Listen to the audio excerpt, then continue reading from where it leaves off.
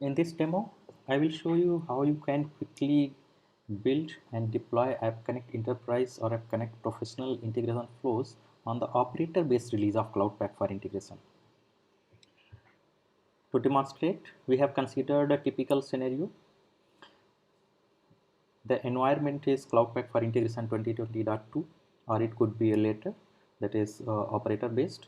Then there is a source control and an enterprise repository server where you store your version bar files and a CI tool. This diagram depicts a typical target state for the customer. So let us take a brief look at this flow. So the developer checks in the code into GitHub, and there is a manual or automated pull from the build server that pulls that source code and compiles this source code into bar files, creates the overridden version bar files for the specific target environments, because some properties may be different. So those configuration properties will be updated on the base bar file, and the new version bar files are created targeted to specific environments. Post that, it goes and checks the code back into source control. So up to this piece, most of the organizations who have implemented message broker or IIB, most of them would be doing might have implemented the DevOps pipeline. So this piece remains intact where you create your bar files. To demonstrate this scenario, we are actually using AS Maven plugin which is open source and available in GitHub. And this blog explains how you can build that using the AS Maven plugin and create those bar files. Now post that, it create the next step is to create the necessary resources on Cloud Pak for integration cluster. So that has two parts. One is creating the configuration resources, for example uh, doing the set db params or setting up the policy files, for example Kafka policy, RMQ policy, and setting up the security, SSL security, or doing any other configuration setups, and then deploy the baked image that references to these configurations onto the target cluster. Once that testing is done, it can be pushed to the higher environments post testing.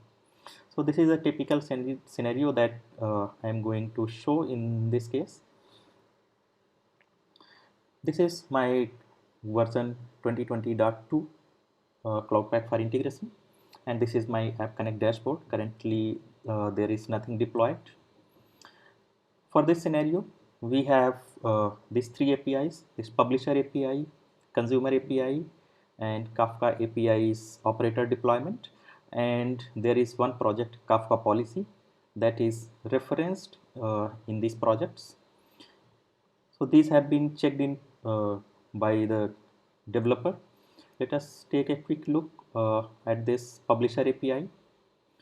So this is a simple REST API that publishes the messages to event streams topic. It has got a form XML that specifies the AS Maven plugin version and other necessary details that will help to that is required by Maven to compile this. Then there is a properties folder where you have, for example, dev.properties, and then you would have QA, UATR, whatever environments you have, so that those base bar files will be overridden by this property file, by these properties defined in this.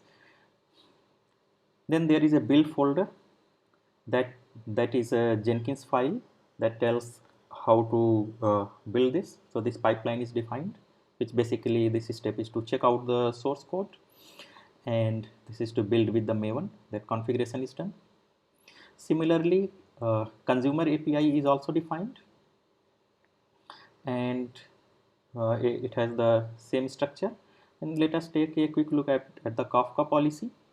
So this has basically the policy descriptor and Kafka policy XML, which defines the connection parameters for the Kafka cluster or event streams cluster, and the security mechanism protocol and other required things that you want to configure. Post that, so let us see the building of one of these APIs, and then we will come to the deployment portion.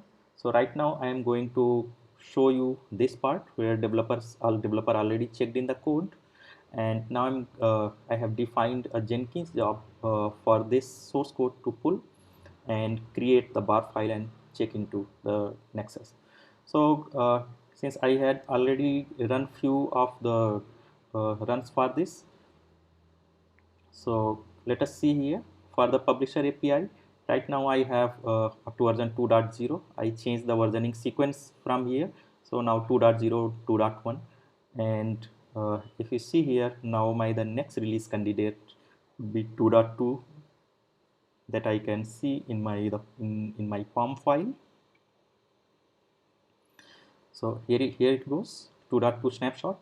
So now when I build this, I should get a released version 2.2 here. For this flow, I have created a Jenkins pipeline project, publisher API. Okay. Let us take a quick look at its configuration. So it's a simple pipeline project that has defined from where to pull this source control. That is the location of my publisher API project in the GitHub, and check in, and I give the path of my Jenkins file. That's all it has. So let us go and create a build for this, and this build will take a couple of minutes. All right, so this build has been triggered, and meanwhile let us see here as well. If you go and see which tags it has created so far, so you can see it, I have publisher 2.0, 2.1, and with this it should, with the successful release, it should tag this code as a publisher API 2.2. So let's see, it is doing a build. Let it complete, and we will come back to this. Meanwhile, let us take a quick look at this deployment project. So once this at this step, which I have defined here, I create a build for my publisher API. It's say 2.2 version 2.2 bar for the dev environment. I have defined only a dev.properties, so that will be pushed here. Similarly, some other developers might be working on the consumer API, and they would again create those bar files, and those bar files would be checked in there. Now post that, there would be a deployment job that we will come to, but in this scenario we are also going to show you how you take these two bar files and push into an integration server, because in many scenarios there would be more than one integration flows that it might be required to run them within same integration server, because of their nature, for their scalability need, for their availability needs and the dependencies. So here we will bake actually these two bar files onto one base image and deploy them. So let us see here, it is almost completing. You can see all the steps being done here, that is now performing the release, and these steps, these commands have run successfully. Let us just wait for a couple of minutes. All right, so it has actually successfully completed and tells that this has been pushed to the Nexus repository and all this. So now let us go and see. So let us first see in the GitHub that it has tagged the source code as version 2.2. So let us see here, and in the tags. So here we go. Yeah, I have got version 2.2 tagged, and let me see here in the Nexus. Let me refresh. I should see a version 2.2 available here.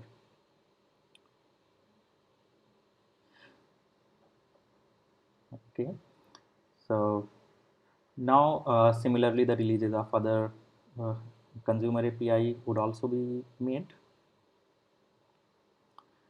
Let us see the version of this publisher API.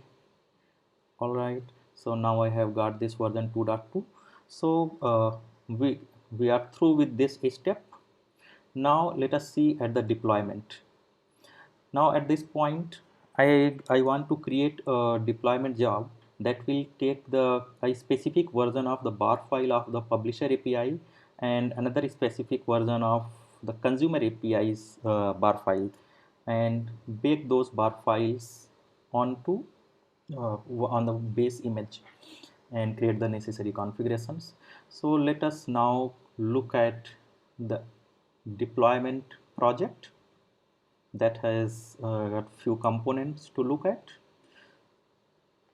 So first of all, let us look at the Docker file. So here this Docker file defines the base image on which I need to build, and then it copies the bar files to this initial directory. This is the standard place where you put your bar files, so that when integration server starts, it actually looks for those bar files inside here, which wants to put onto that image. So this is a very simple bar file. Then you expose the ports and accept the license. Just these 4 steps are required. Post that, we have some configurations. So this document explains all the configurations that have been done for this project, but let us quickly go through them. I will come to the Jenkins file at last, but before that I will go to this Kafka APIs integration server YAML. So when you all these APIs or operands have been defined for the integration server. So let us take a quick look at the operands that are available here, the installed operators, and let me go to the my integration namespace where I am deploying this. And if I say app connect, so I go in here. In this scenario, you can see these are integration server configuration. So this is it basically provides all the configurations for this. So this is a type of configuration object. Then App Connect dashboard that I have already deployed, where I'm deploying this App Connect designer authoring. I don't need for this scenario. And then I'll be deploying this App Connect integration server.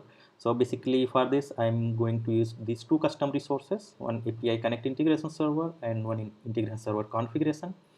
So whatever the configurations this integration server requires, those resources need to be created before I go and create integration server resource.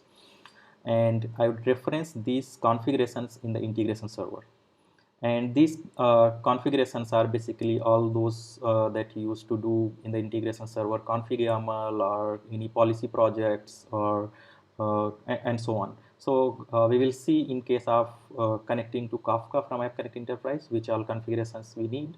So those are part of this demo. Let us take a quick look at this. So this is your integration server resource YAML, and if you take a closer look at that, I have made some fields dynamic. So for example, this I have given replace integration server name. So in the Jenkins file, basically I would be seeding those information to this. So name namespace, and the image I will replace this as well with the baked image that is dynamically created using that Docker file. Then this has the configurations that I was talking about. So these are the server configuration, policy configuration, setDB params, and the trust store. So these 4 integration server configuration resources I need to create, and I'm specifying those names here. Take a note of these names.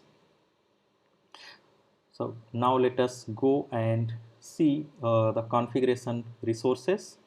So before I go to configuration resources YAMLs, here are the configuration input files. So this is the trust store file, this PKCS12 format. JKS is also supported, so you can either use JKS or PKCS12. Then this is a Kafka policy project. So basically you need to zip that complete project and put it in here. Then this is the server conf YAML. You can take the standard one and only make the specific changes. So for example, for this very purpose, I have this all the default entries, except that I have told that the trust store type I am using is pkcs12 trust store file, and the identity for the trust store password. So these are specified in the server conf YAML. You would update if there are more configurations you are doing. Then I have got the setDB params, and this basically has my Kafka security identity that I have specified in my Kafka policy that I showed. And this is the S server trust store identity. So this is the password for my trust store. Once you have these configuration inputs defined, come to the configuration resources. Now in these configuration resources, we define for each of the resource, define for example this policy project YAML. So this is all these definitions you can find in the knowledge center. So this is a configuration type resource, and see this name policyconf. This is the name of this configuration resource that has been referenced in the server conf YAML. Then you have this, I'll replace this with the namespace dynamically in the Jenkins file, and take a note of this contents. So for example, this policy, so this content needs to be the base 64 encoded for the respective inputs. So for example, this is the policy project. So here I will put the base 64 encoded content of the Kafka policy zip file. So, and the type is policy project. So whatever you checked into the configuration inputs here, so this Kafka policy.zip, this will be base 64 encoded and put in there. And similarly for the integration server conf resource, this will be, then for similarly for the setDB params, this will be base 64 encoded and put in there. So the same way other configuration resources are defined, they have the same standard structure, and you can see here the configuration and the name of this configuration that will be referenced in the integration server custom resource name, and replaced with the setDB params base 64 and type is setDB params. So now up to this point, now we have defined all these, and now we have let us go and take a quick look at the Jenkins file. We have all the necessary things to do, and we can put them in a pipeline. So in this pipeline, we check out this source code, then pull those specific bar files from the Nexus repository. So there will be a Jenkins job that will be created for this, and if you see that has been created, and let me show for example, that will give you idea what are the parameters I have defined. That will be entirely on you, which parameters you want to take dynamically and use there. So this is the pipeline job for which I am showing you the Jenkins file. So for example, these are the parameters that I will be taking from the user and using them there. So from those parameters, it will pull these bar files and the specified versions of those bar files that you want to deploy, and then log into the OCP cluster, log in to the your OCP Docker registry, and then perform a build for the Docker file. So now your custom image is ready. Tag it and push it to the OCP registry.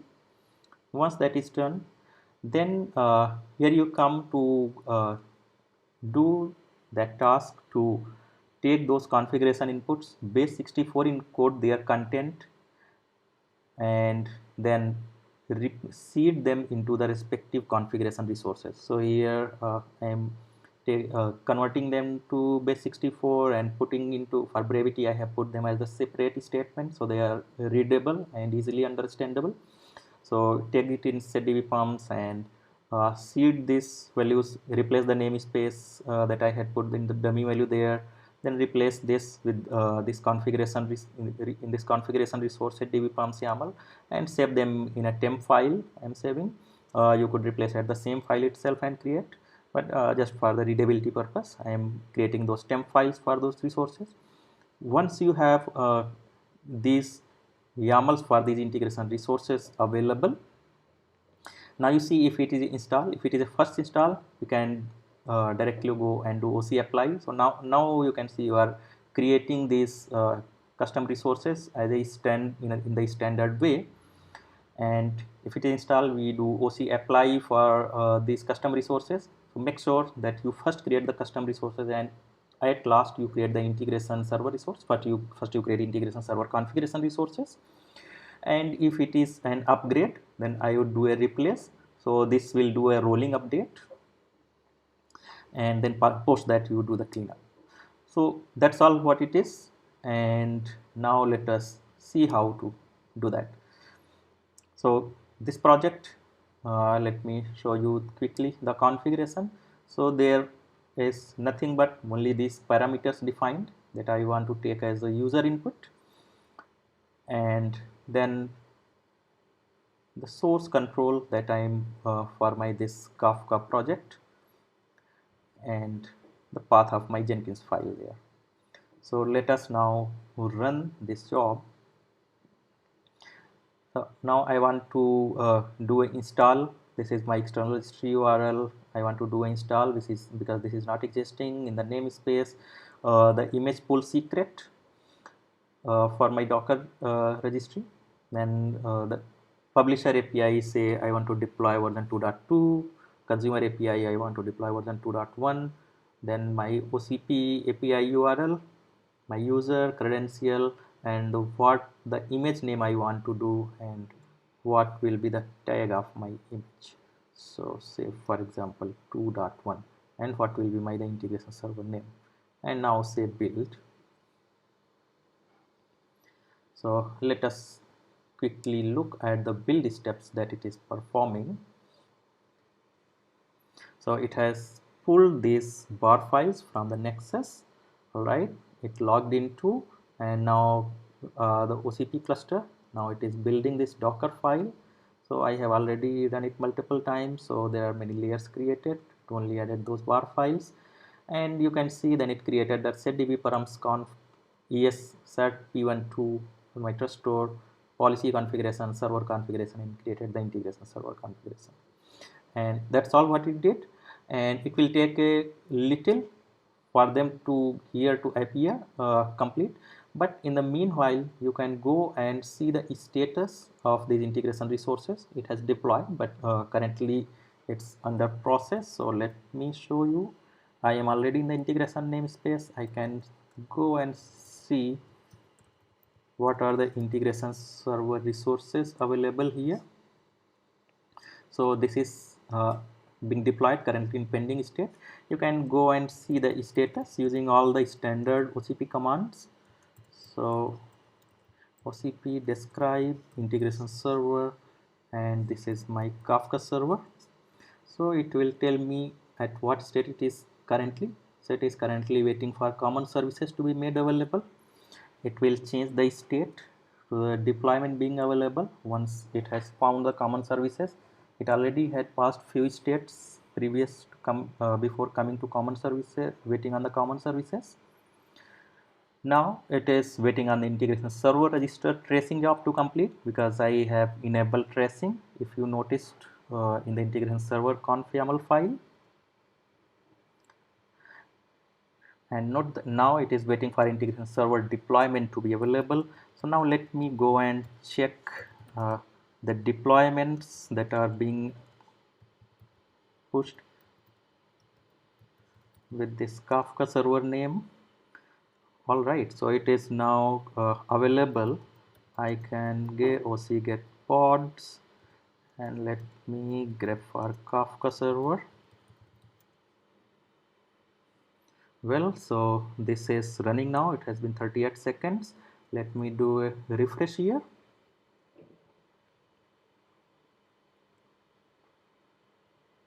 And it has got this integration server created. You can go and see there is consumer API and publisher API, and in the properties you can look at the integration server properties, and this is the policy project that has been used. You can look at even the configurations that you have done in the policy project and all this, right? So that's all what it takes when you are going to upgrade it. Similarly, you do upgrade and it will replace these resources. Thank you for watching.